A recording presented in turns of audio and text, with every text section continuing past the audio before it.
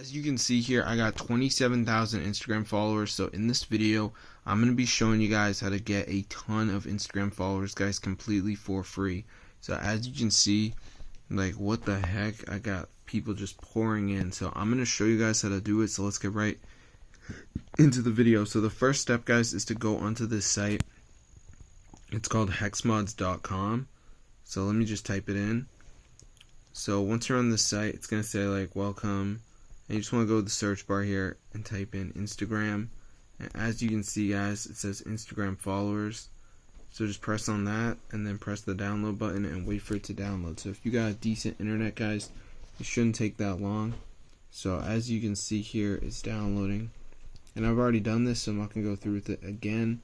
But that's how you can get free followers, guys. So it's super crazy. And it's really hard to get followers otherwise.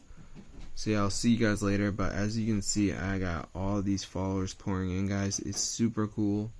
And I got 27,000 followers, guys. What the heck? This is insane. So yeah, if this video works, you guys definitely go ahead and share it. It's super cool.